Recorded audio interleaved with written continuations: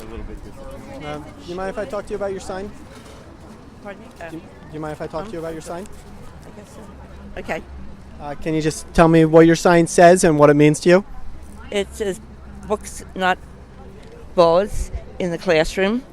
And I have the quote by Nelson Mandela, education is the most powerful weapon which you can use to change the world.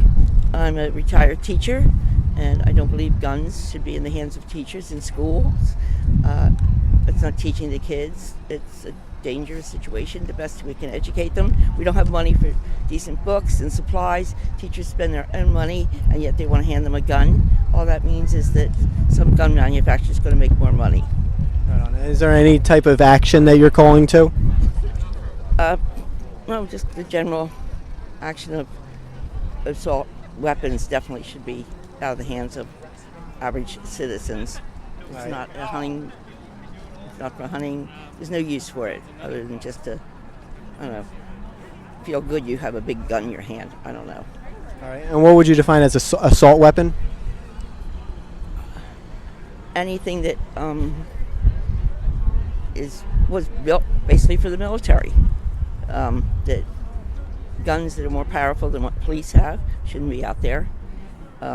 Any gun can be an assault weapon, but anything that's rapid power, heavy, or guns that explode. Bullets. I'm sorry. All right. And Yeah. with the idea of keeping all these weapons in the hands of the military, what would you say from the year 1900 to 2000, there's 250 million people who died at the hands of their own government? What would you say for those people? Something's wrong that needs to be fixed. And we have to look into a lot of things with guns, not just this problem we have. This is the main problem right now because it's the youth of our country that are dying. The fear of being assaulted from somebody out of the country or by an immigrant is very little. Being assaulted by a white male in America is the big item nobody wants to talk about. All right, but what about the people who are getting assaulted by the police, with us giving the police all the guns and them being the only people that have the weapons? Well, I'm not about taking guns away from people, just the assault weapons. I do think there needs to be more training, I guess we need, especially in certain areas, about police and their fear of shooting someone without first identifying whether they have a gun. If they are the victim, we don't. That's what we have a judge and jury for. They shouldn't be judged and shot on the site. All right, so more than 80% of mass shootings are done with handguns. Why would you go for assault rifles with that being the case? The whole thing is we need registration for all kinds of guns, and anything not registered should be taken away, and that person should have a right to buy another gun. No, So- I'm not for banning every gun everywhere, but there has to be just everybody has to step back and take a big look at the picture from everybody, from police to army to civilians, and what they have and what they carry and what they use it for. With there being 5 times more people getting killed with knives, do you think we should have a registration on knives? No. And why is that? I guess there should be a law on what kind of knife you can carry. Like there's certain places have laws about having a knife larger than like the palm of your hand for a switchblade. Well, most of these knives are kitchen knives. That's usually domestic violence in a sense, which is bad. And that's where anybody with domestic violence should be, I guess it's hard to say you can't have a knife because like you say, they're in the kitchen. They definitely shouldn't have a weapon, but we have to, that's another thing when, especially someone in the family, whether it be a male or a female, that is a victim of violence, we have to listen to them the first time around and not just push it aside. And there has to be a follow-up. Men get assaulted too, but it's mostly women, and it just doesn't seem like people don't see them credible when they first start complaining, and they have a fear of complaining because there has to be some kind of support for them to help them. Right. Yeah, and speaking of domestic violence, with domestic violence, the police are 4 times more likely to commit domestic violence than an average citizen. What do you think about them being the only ones with guns?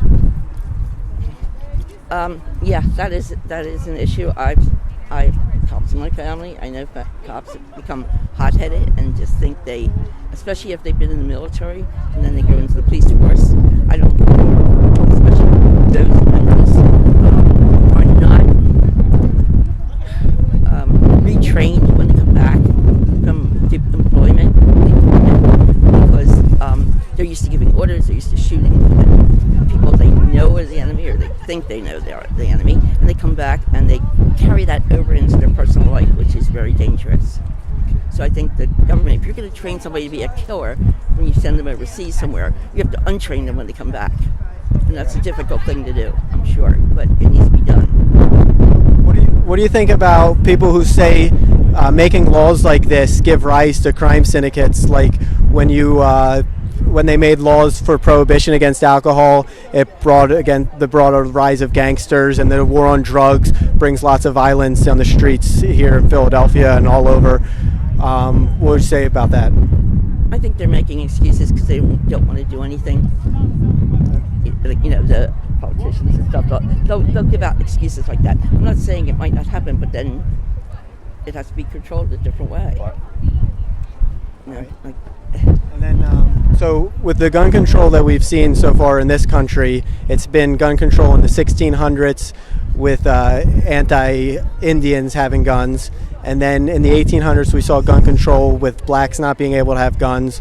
And then all the way up into the 1960s, the gun control laws were based in racism. Within 1960, you had Ronald Reagan, who was signing gun control laws after the Black Panthers took all their guns to the Capitol Hill. So what would you say to people who say that the gun control is them trying to control groups of people like Indians and blacks and people who are afraid of dissent? I think that's the main issue with a lot of our problems, that people aren't treated equally.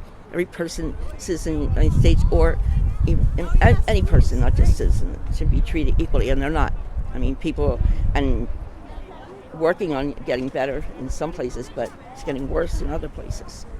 Is there an issue of equality when you say that a military person should have an AR-15 or a fully automatic rifle, but then an average citizen shouldn't have these, when we see that these people are a lot more violent in general? I don't think they should have it in their personal possession. It belongs in the Army, at the Army. When they're deployed somewhere, they have it, but they should not be allowed to bring their guns home. So only use them to kill other people's kids? Yeah, unfortunately, that's what happens in other countries.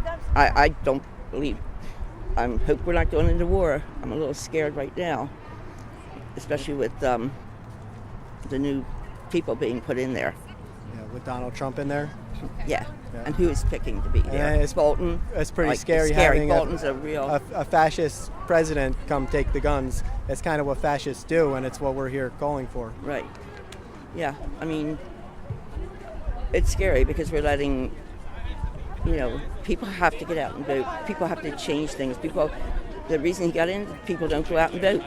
And they complain about it afterwards. They should have been out there voting, so he didn't get in. And he doesn't stop bringing all these horrible people in to run the government. No, it's not what we're supposed to be about. We're far from what we're supposed to be about. But, okay. Well, thank you for your time. Okay, sorry. Yep, no, thank you very much. You're welcome.